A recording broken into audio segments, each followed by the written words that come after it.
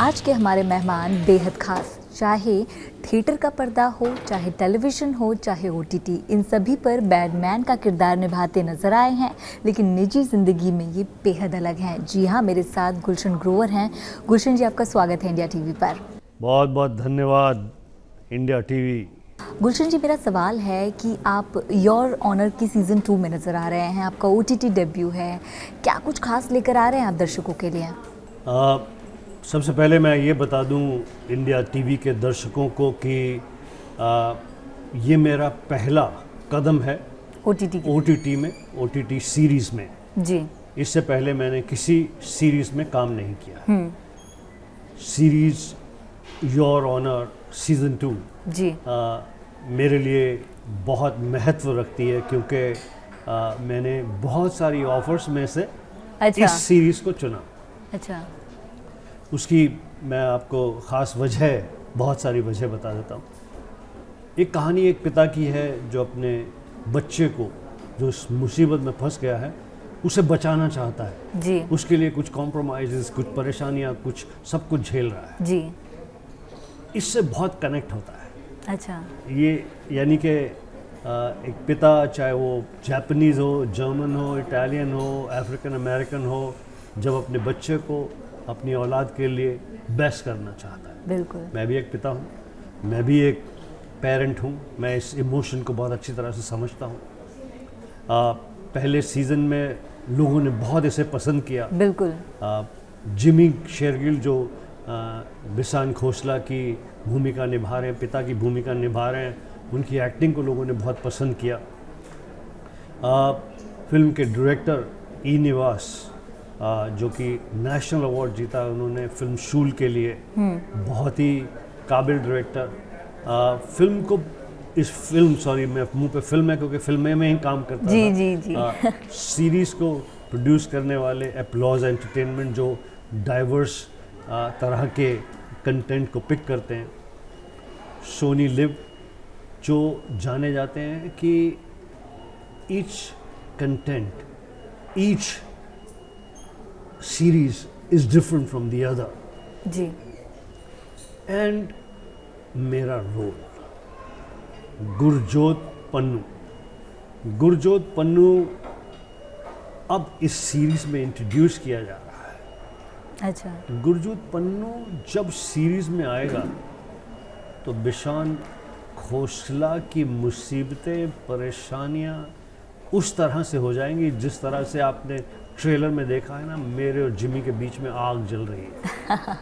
बस समझ लीजिए गुरजोत का आना यानी कि अंगार। जी बिल्कुल, ट्रेलर में भी देखा हमने, काफ़ी मज़ेदार है।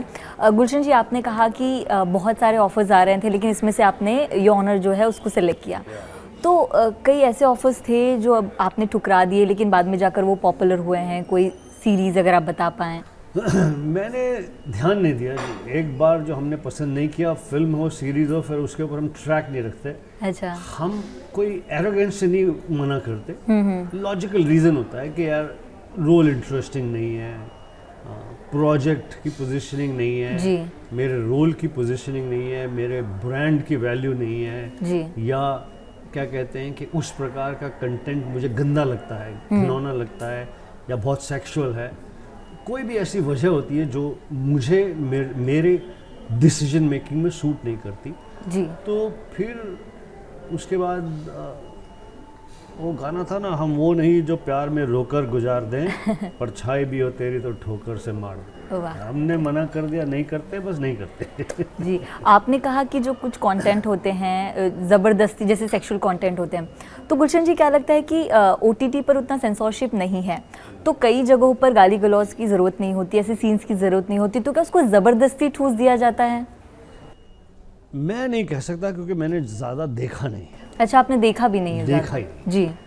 और मैं इस योर ऑनर के बाद से ठीक तरह से देखना शुरू करूँगा।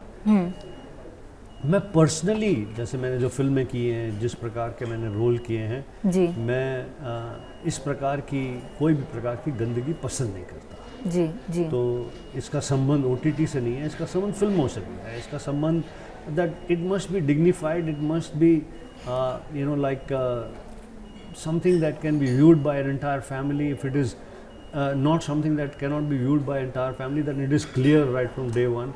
पर मैं ऐसी किसी चीज़ में शामिल नहीं हुआ कभी भी जिसमें डिग्निटी ना हो। जी, इंडियन कंटेंट की बात करें तो कई सारी वेब सीरीज़ जो है वो इंटरनेशनल लेवल पर भी काफ़ी ज़्यादा पॉपुलर हुई, जैसे सीक्रेट गेम्स की बात करूँ, पाताल लोक की बात करूँ, तो गुलशन जी आपने एक भी कंटेंट नहीं देखा है? देखा। मन ही नहीं करता कि क्या और कुछ कारण है? सुन के ही समझ में आ जाता है, लोग बताते हैं, पता चल जाता है। अच्छा। तो मुझे लगता है कि जब मैं देखना नहीं चाहता हूँ क्योंकि जिस प्रकार से डिस्क्राइब किया गया, I don't want to see it, I have no reason to see it. अच्छा। या जी, तो ये सिर्फ इंडियन कंटेंट के साथ है कि जो अदर वेब सीरीज है फॉरेन की वो भी नहीं देखते आप? देखिए, अब फॉरेन का कल्चर अलग है जी, फॉरेन का लोगों की मनस्थिति अलग है, वहाँ की बातचीत अलग है, उसको हम यहाँ से कंपेयर नहीं कर सकते। तो मैंने तो बहुत सारे फॉरेन के भी नहीं देखे। अच्छा। मेरा टेम्परामेंट नहीं, आई डोंट लाइक। जी जी जी। अच्छा, बतौर आर्टिस्ट अगर आपकी बात करें तो अगर मैं गलत नहीं हूँ तो 300 से 400 से ज़्यादा फिल्में अब तक आपने कर ली है। क्या लगता है आपको कि ओटीटी जो है वो फिल्मी पर्दे पर जो थिएटर के लिए काम किया जाता है उससे ज़्यादा कंफर्टेबल जोन इस पर लेकर आता है? अभी तो इट इज़ टू अर्ली। जी। अभी तो मैं इस वक्त जो एक ऐसा एक्सपीरियंस कर रहा हूँ जो मैं नहीं समझता किसी भी एक्टर ने किया होगा। इंडिया की बिगेस्ट फिल्म सूर्यवंशी जो सिनेमा में हंगामा की हुई है, बिल्कुल, जिसमें मेरा मेन रोल है, मेरे काम की तारीफ हो रही है, फैंस तालियां बजा रहे हैं, एक तरफ वो चल रही है। उसी हफ्ते में मेरा पहला ओटीटी का एक्सपीरियंस रिलीज़ होने वाला है। उसके ट्रेलर लग गए हैं, उसके पोस्टर आ रहे हैं, लोग उसकी बात कर रहे हैं, लोग मैसेजेस भेज रहे हैं, कांग्रेचुलेट कर रहे हैं। अभी अभी मेरे दोस्त सुनील शेट्टी ने मुझे बहुत ट्वीट किया कि oh all the best my friend, being the bad man in your honor too, and you are going to do what you do best। ये वो मुझे जैसे राम गोपाल वर्मा ने अभी ट्वीट किया जी। तो ओटीटी में मेरी इस एंट्री को बहुत सारे लोग सराह रहे हैं, प्यार दे रहे हैं जी। तो मुझे दोनों के बीच का फ़र्क पता नहीं है अभी। जी जी। और मैं इट्स टू अर्ली, बट मैं एक by the grace of God एक ऐसा एक्टर हूँ जिससे मल्टीपल एक्सपीरियंसेस एक ही हफ्ते में हो रहे हैं कि एक तरफ थिएटर में लोग टूटे पड़ रहे हैं, पिक्चर को सराह रहे हैं, रोल को सराह रहे हैं, एक तरफ एक जो ओटीटी जिसमें मैं एंट्री कर रहा हूँ उसकी ऑलरेडी इतनी अच्छी सराहना है और इस ट्रेलर की इतनी तारीफ़ कर रहे हैं और मेरे इसमें आने को लोग बहुत वार्म वेलकम दे रहे हैं। दूसरी तरफ मेरी एक फिल्म जो मैंने विशेष भट्ट के लिए की है, मुकेश भट्ट के बेटे, कैश, जो कि एक यंगिश ह्यूमरस फिल्म है, वो भी लगने वाली है 2 दिन के अंदर जी। तो उसमें सारे यंग एक्टर्स हैं, अमोल पराशर हैं। जी जी जी, जी, जी। अच्छा, सूर्यवंशी की बात करूँ तो बहुत पहले फिल्म बन चुकी थी लेकिन 2 साल का गैप लेकर फिर रिलीज़ हुई, तो क्या वो एक दिमाग में वो एक सवाल चल रहा था कि चल पाएगी कि नहीं थिएटर पे, क्योंकि ओटीटी का दौर तो वैसे ही चल रहा है, तो क्या वो प्रेशर था आपके पास? शुरू के 4-6 महीने आया, उसके बाद इस फिल्म के बारे में सोचना बंद कर दिया। अच्छा। हमने तो सोचना छोड़ दिया क्योंकि ज़िंदगी जो है उसमें और बहुत सारे अहम मुद्दे, ज़िंदा रहेंगे कि नहीं रहेंगे, हेल्दी रहेंगे कि नहीं रहेंगे, परिवार के लोग सेफ रहेंगे कि नहीं रहेंगे, कारोबार का क्या होगा, बहुत सारी ऐसी चीज़ों ने घेर लिया दिमाग को। और फिल्म चूँकि उसकी रिलीज़ कब होगी या नहीं होगी हमारे कंट्रोल में भी नहीं थी, तो उसके बारे में ऐसा सोचना लगातार पिछले कुछ महीने से नहीं था। जी जी। इस फिल्म का सिनेमा हॉल में सक्सेसफुल होना न सिर्फ उस फिल्म की सक्सेस है, वो आने वाली बहुत सारी फिल्मों की सक्सेस का एक किरण है जी। एक होप है जो मनोरंजन के व्यवसाय के लिए बहुत ज़रूरी है जी। All of us, entertainers, actors, singers, directors, dancers, musicians, fighters, journalists, everybody's work was stopped of entertainment field. जी। Earnings were stopped. इस तरह का माहौल हमने देखा नहीं है कि जहाँ पर हम बाहर निकल कर एक दूसरे से खुलकर सामने बैठकर इंटरव्यू दे सकें, बात कर सकें। बिल्कुल। ये सब रुक गया था। सूर्यवंशी ने जब ऑडियंसेस को सिनेमा के अंदर हेल्दी, और कॉशियस तरीके से आकर पिक्चर एंजॉय करने का उदाहरण सेट किया और करोड़ों रुपए का बिजनेस किया जी उससे होप जागी मनोरंजन के व्यवसाय के लिए।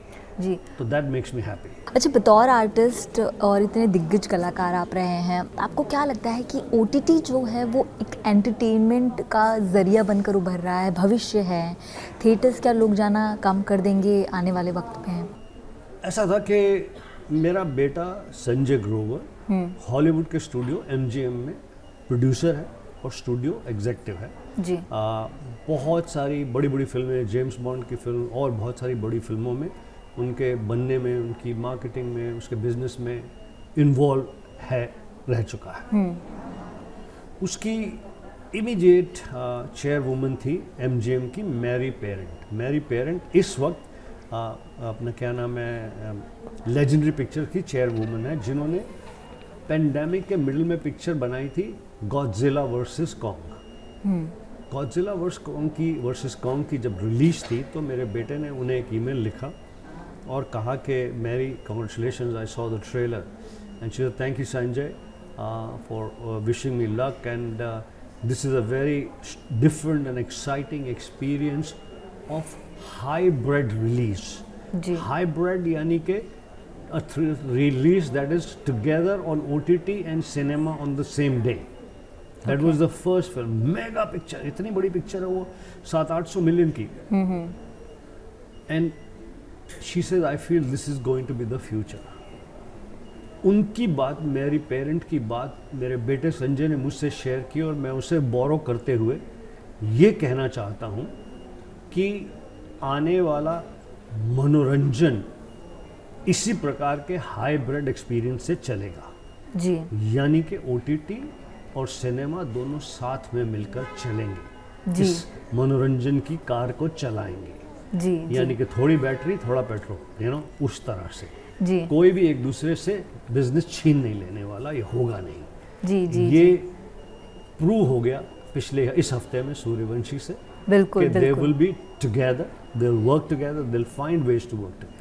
गुलशन जी, जाते जाते जो हमारे ऑडियंस आपको देख रहे हैं, इसके अलावा और क्या कुछ नई धमाकेदार बैडमैन वाली जो चीज़ें हैं वो आप लेकर आ रहे हैं? भाई बैडमैन तो अभी क्या कहते हैं कि फैंस की गुड विशेस से, ऊपर वाले के आशीर्वाद से एक ब्रांड बन गया जी। देखिए आज मेरी क्या कहते हैं कि ऑटोबायोग्राफी का नाम बैडमैन है।